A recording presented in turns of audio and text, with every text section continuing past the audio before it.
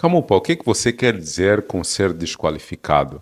Bom, eu quero que você entenda que o problema aqui não é Deus caprichosamente decidir nos abandonar.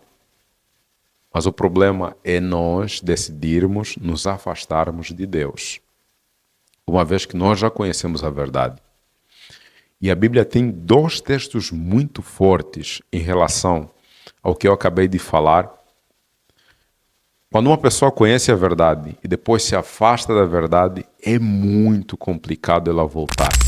Pode alguém que aceitou a Cristo como seu salvador pessoal no momento posterior da sua vida perder a salvação e morrer como um perdido? Bom, neste vídeo eu vou responder este questionamento, é claro, à luz da Bíblia. Mas antes de começarmos o vídeo, se você for novo aqui no canal e você deseja continuar a receber mais conteúdos semelhantes a este, é muito importante que você se inscreva no canal, ative o sininho das notificações para ser notificado sempre que eu postar um vídeo novo aqui no canal. E ao final deste vídeo, se você achar que este vídeo foi útil, foi importante, foi relevante para você, então vou pedir para que você deixe o seu like. Fazendo isso, você passa a informação ao YouTube que este conteúdo é de valor. O YouTube, por sua vez, vai recomendar este vídeo para mais pessoas. Também vou pedir para que você deixe a sua satisfação ou insatisfação nos comentários. Camupa, entendi perfeitamente. Camupa, não entendi este ponto, não entendi aquele ponto. E eu vou me programar para esclarecer as suas dúvidas nos próximos vídeos. Agora eu vou te fazer um convite para você participar desta missão. Ah, Camupa, eu não tenho dinheiro. Não, não estou a pedir o seu dinheiro. O que eu vou pedir é que ao final deste vídeo, pegue no link deste vídeo e compartilhe nos grupos do WhatsApp que você faz parte, ok? Desse jeito, você vai permitir que aquelas pessoas que não conhecem a palavra de Deus entrem em contato com a palavra de Deus tal como ela é, ok? Muitos crentes, influenciados pelos ensinos calvinistas, rejeitam a noção da salvação condicional. Eles acreditam que, uma vez salvo, salvo para sempre. Ou seja, ninguém pode perder a salvação. Bom, nós sabemos que a salvação está condicionada à obediência a Deus. Se você estuda a Bíblia, você vai perceber que na Bíblia, tanto as bênçãos espirituais quanto as bênçãos materiais dependem do nosso relacionamento com Deus. Camupa, eu preciso que você me apresente um texto bíblico que prova o que você está a falar, porque senão fica só nas suas palavras. Ok, vamos a Deuteronômio 28, do versículo 1 a 14. Camupa, só uma coisa. O meu pastor falou que o Antigo Testamento já não tem mais utilidade. O que tem utilidade agora é o Novo Testamento. Ok, fala para o seu pastor abrir em 2 Timóteo 3, do versículo 16 a 17, que lá tem uma mensagem especial para ele. Na verdade, eu vou ler. Aqui diz assim: toda a escritura é inspirada por Deus e útil para o ensino, para a repreensão, para a correção, para a educação na justiça, a fim de que o homem de Deus seja perfeito e perfeitamente habilitado para toda boa obra. Lembrando que quem escreveu isto foi Paulo, e quando Paulo escreveu isto, não existia o Novo Testamento. Paulo estava a falar do Antigo Testamento. É claro, numa visão futurística, estava se referindo também ao Novo Testamento, ou seja, a Bíblia como um todo, Antigo e Novo Testamento. Ok? Então, já que está esclarecido, vamos a Deuteronômio 28, do versículo 1 a 14. Vamos ler. Se atentamente ouvires a voz do Senhor teu Deus, tendo cuidado de guardar todos os seus mandamentos que hoje te ordeno, o Senhor teu Deus te exaltará sobre todas as nações da terra. Se ouvires a voz do Senhor teu Deus, virão sobre ti e te alcançarão todas essas bênçãos. Bendito serás tu na cidade e bendito serás no campo. Bendito o fruto do teu ventre, o fruto da tua terra, o fruto dos teus animais e as crias das tuas vacas e das tuas ovelhas. Bendito o teu cesto e a tua amassadeira. Bendito serás ao entrares, bendito ao saíres. O Senhor fará que sejam derrotados na tua presença os teus inimigos que se levantarem contra ti. Por um caminho sairão contra ti, mas por 7 caminhos fugirão da tua presença. Olha quão forte é este texto. O Senhor determinará que a bênção esteja nos teus celeiros e em tudo que colocares a mão, e te abençoará na terra que te dá o Senhor teu Deus. O Senhor te consumirá para si em povo santo, como tem jurado quando guardares os mandamentos do Senhor teu Deus e andares nos seus caminhos. Todos os povos da terra verão que és chamado pelo nome do Senhor e terão medo de ti. O Senhor dará abundância de bens no fruto do teu ventre, no fruto dos teus animais e no fruto do teu solo, na terra que o Senhor, sob juramento a seus pais, prometeu dar-te. O Senhor te abrirá o seu bom tesouro, o céu, para dar chuva à tua terra no seu tempo, para abençoar toda a obra das tuas mãos. Emprestarás a muitas gentes, porém tu não tomarás emprestado. Alguém já está falando aleluia ali. O Senhor te porá por cabeça e não por cauda, e só estarás em cima e não debaixo, se obedeceres aos mandamentos do Senhor teu Deus, que hoje te ordeno para os guardar e cumprir. Não te desviarás de todas as palavras que hoje te ordeno, nem para a direita e nem para a esquerda, seguindo outros deuses para os servires. Olha que forte esse texto. Mas é importante que você se atente ao detalhe que esse texto começa com uma condição. Se atentamente ouvires a voz do Senhor teu Deus, tendo cuidado de guardar todos os seus mandamentos que hoje te ordeno, o Senhor teu Deus te exaltará sobre todas as nações da terra. Se é uma condição. Ok? Então, se você obedecer, você terá bênção. Se você não obedecer, você terá maldição. Bom, com base nesse texto, nós podemos entender que Deus, de fato, rejeita os seus escolhidos se eles se revelarem infiéis. Vamos deixar isso bem claro. Se você andar debaixo das ordens de Deus, você terá bênçãos espirituais e materiais. Se você não andar debaixo das ordens de Deus, você não terá nada do que eu falei anteriormente. Você não terá bênçãos espirituais nem materiais.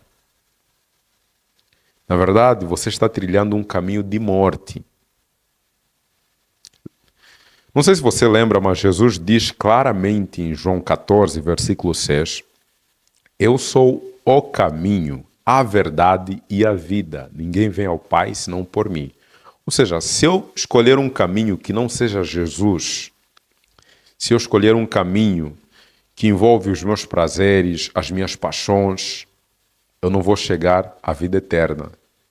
Eu não vou conhecer a Deus, porque eu estou a trilhar um caminho de morte. Então, há uma condição. Se eu obedecer a Deus, eu tenho a vida. Se eu desobedecer a Deus, eu terei a morte. É simples assim. Falando nisso, eu vou compartilhar um outro texto de Deuteronômio que fala exatamente isso.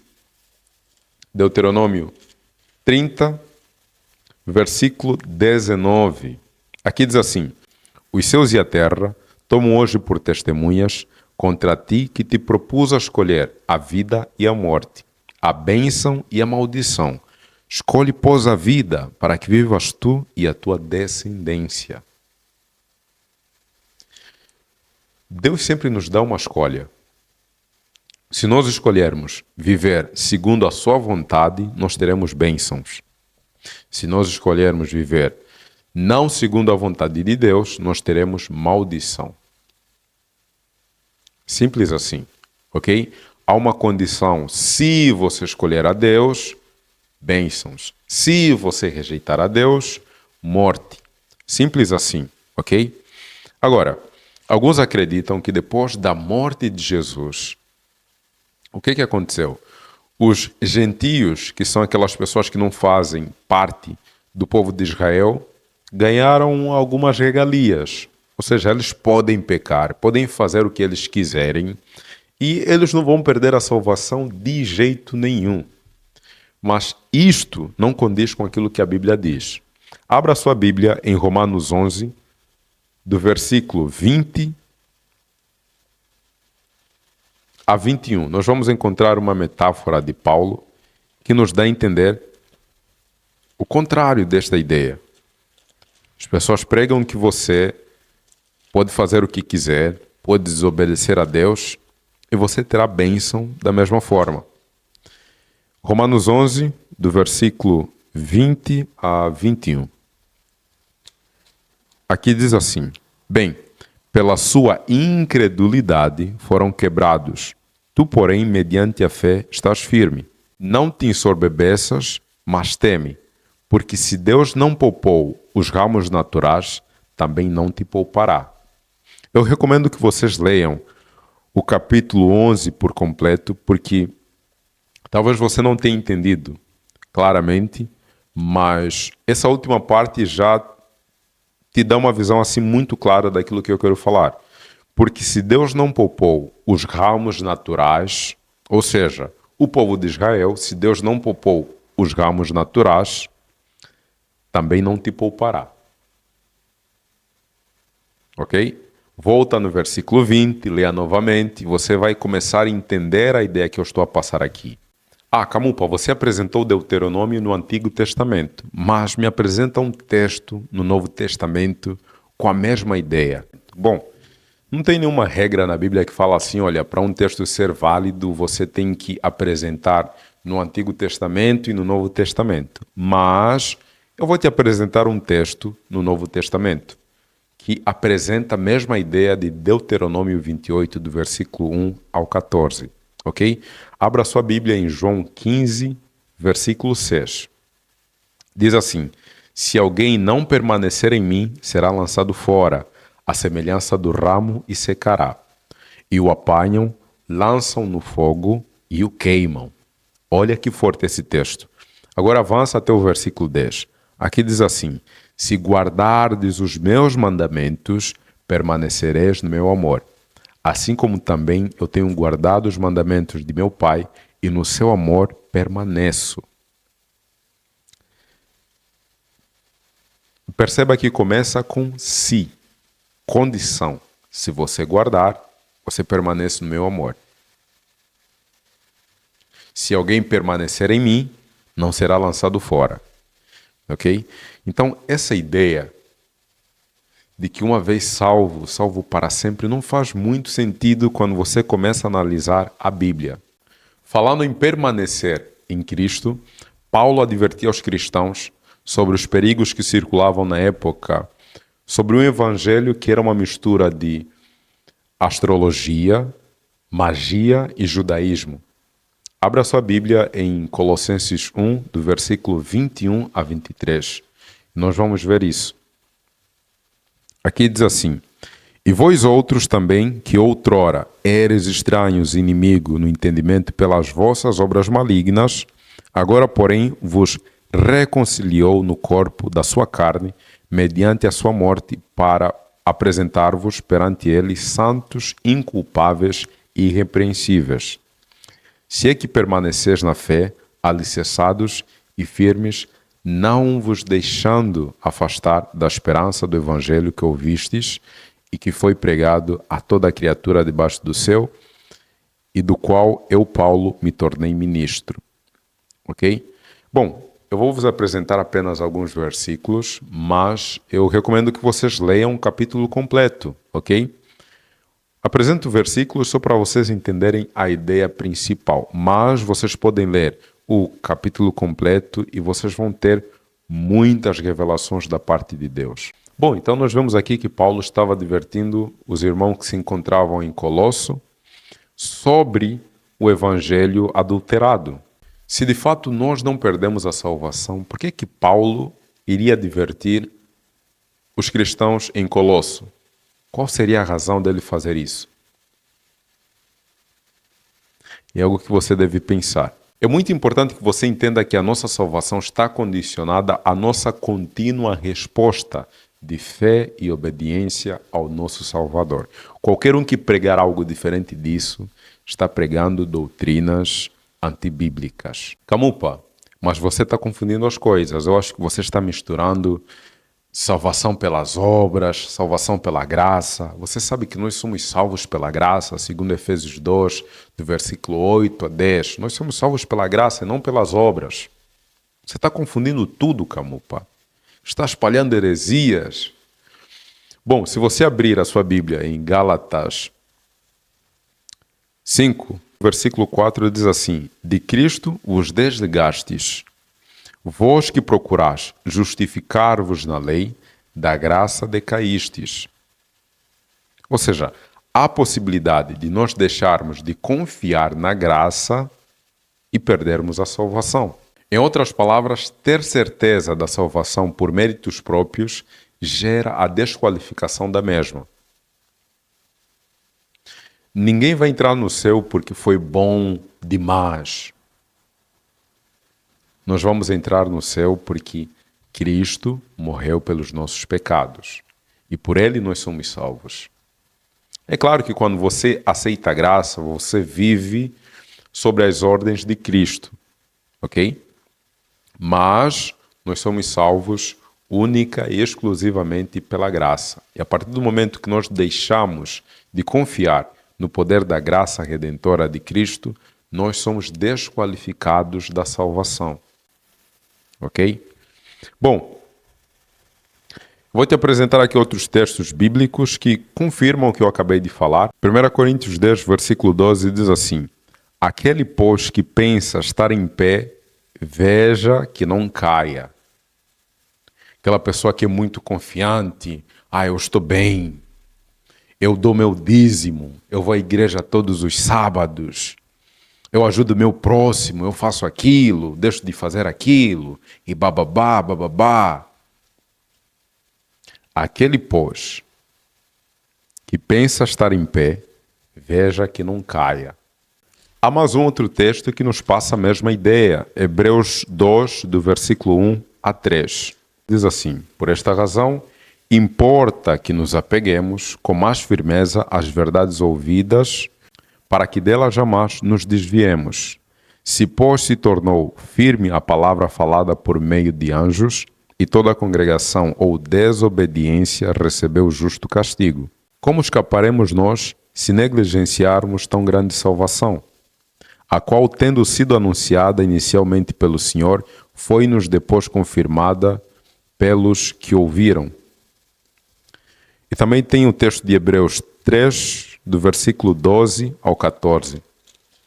Hebreus 3, do versículo 12 ao 14, diz assim: tende cuidado, irmãos, jamais aconteça haver em qualquer de vós perverso coração de incredulidade que vos afaste do Deus vivo. Pelo contrário, exortai-vos mutuamente cada dia durante o tempo que se chama hoje, a fim de que nenhum de vós seja endurecido pelo engano do pecado. Versículo 14. Porque nos temos tornado participantes de Cristo, se de fato guardamos firme até o fim a confiança que desde o princípio tivemos. Olha, presta atenção nesse final. Se de fato guardarmos firme até o fim a confiança que desde o princípio tivemos. Você percebeu que os textos que nós acabamos de ler são muito incisivos e destroem a crença de que, uma vez salvo, nós somos salvos para sempre. Os muitos avisos bíblicos sobre perseverar até o fim aparecem porque nós temos a liberdade de escolha. Isso implica dizer que, no trajeto até o fim, você pode escolher uma outra coisa que não seja Cristo. Entendes? Então, perseverar até o fim, ou seja, se mantenha firme até o fim. Bom, então fica muito evidente que só serão salvos aqueles que se mantiverem fiéis, se mantiverem firmes até o fim. Aqueles que acreditarem na graça redentora de Jesus Cristo até o fim. Aqueles que desacreditarem, passarem a desacreditar na graça redentora de Cristo, não serão salvos. Jesus, em Mateus 10, versículo 22, confirma esta ideia. Aqui diz assim: sereis odiados de todos por causa do meu nome. Aquele, porém, que perseverar até o fim, este será salvo. A mesma ideia nós encontramos em Marcos 13, versículo 13. ok? Então, o estado de salvação pressupõe um compromisso constante de fé e obediência. É uma maratona na vida. É uma maratona de vida. Uma maratona onde você, todos os dias, vai escolher Cristo. Todos os dias você vai escolher a Jesus. Bom, é muito importante nós entendermos que não há espaço para a vaidade na vida cristã. Eu faço aquilo na igreja, eu vou tantas vezes à igreja, eu dou meu dízimo, faço isso, faço aquilo, então eu já estou salvo. Minha salvação já está garantida. Não, não há espaço para isso.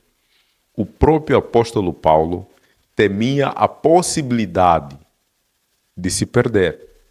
Você sabia disso? Bom, abra a sua Bíblia em 1 Coríntios 9, do versículo 26 e 27. Nós vamos ver que o apóstolo Paulo temia a possibilidade de se perder. Então, se você acha, porque pelo fato de você ser a pessoa que fica na recepção da igreja, ser a pessoa que recolhe as ofertas, ser a pessoa que, sei lá, visita os doentes, faz muita coisa na igreja, você tem a salvação garantida, cuidado. Nós já lemos um texto que falava sobre isso, mas agora nós vamos ver aqui Paulo, que é uma grande referência também, em 1 Coríntios 9, versículo 26 e 27. Aqui diz assim: assim corro também eu, não sem meta, assim luto, não como desferindo golpes no ar, mas esmurro o meu corpo e reduzo a escravidão, para que, tendo pregado a outros, não venha eu mesmo a ser desqualificado. Tem alguém aí que acredita na salvação, que uma vez salvo, salvo para sempre? Tem alguém que acredita aí nesta ideia? Me diz aí nos comentários como é que você se sente até este momento. O que é que você já entendeu até agora? Camupa, o que é que você quer dizer com ser desqualificado? Bom, eu quero que você entenda que o problema aqui não é Deus caprichosamente decidir nos abandonar. Mas o problema é nós decidirmos nos afastarmos de Deus, uma vez que nós já conhecemos a verdade. E a Bíblia tem dois textos muito fortes em relação ao que eu acabei de falar. Quando uma pessoa conhece a verdade e depois se afasta da verdade, é muito complicado ela voltar. Quando alguém já teve conhecimento da plena verdade e depois se afasta, é muito complicado ela voltar. Nós vamos ler o texto de Hebreus 6, do versículo 4 a 6, que diz assim: é impossível, pois, que aqueles que uma vez foram iluminados e provaram o dom celestial e se tornaram participantes do Espírito Santo e provaram a boa palavra de Deus e os poderes do mundo vindouro e caíram, sim, é impossível outra vez renová-los para arrependimento, visto que de novo estão crucificados para si mesmos, o Filho de Deus, e expondo a ignomia. Agora, se nós formos em Hebreus 10, do versículo 26 a 29, passa uma ideia semelhante, mas também é muito forte. Diz assim: porque se vivermos deliberadamente em pecado, depois de termos recebido o pleno conhecimento da verdade, já não resta sacrifício pelos pecados. Pelo contrário, certa expectação horrível de juízo e fogo vingador prestes a consumir os adversários. Sem misericórdia, morre pelo depoimento de 2 ou 3 testemunhas quem tiver rejeitado a lei de Moisés. De quanto mais severo castigo julgai vós, será considerado digno aquele que calcou os pés o Filho de Deus e profanou o sangue da aliança, o qual foi santificado e ultrajou o Espírito da graça. Textos muito fortes. Bom, se você chegou até aqui, você entendeu que a ideia uma vez salvo, salvo para sempre, não faz nenhum sentido quando nós nos aprofundamos no estudo da palavra de Deus. As pessoas pegam trechos de alguns textos para justificar essa ideia, mas quando você analisa profundamente a palavra de Deus, você percebe que não é bem assim. Bom, esse foi o vídeo de hoje. Se você chegou até aqui, você ainda não se inscreveu no canal, eu vou pedir para que você se inscreva, ative o sininho das notificações para ficar por dentro de todo o conteúdo que eu for postar por aqui. Eu também vou pedir para que você deixe nos comentários se você entendeu, se você não entendeu, ok? E não se esqueça de compartilhar este vídeo com o máximo de pessoas que você puder. Ao fazer isso, você permite que as outras pessoas entrem em contato com a palavra de Deus tal como ela é. Bom, muito obrigado por ter me assistido. Te vejo no próximo vídeo. Que Deus te abençoe.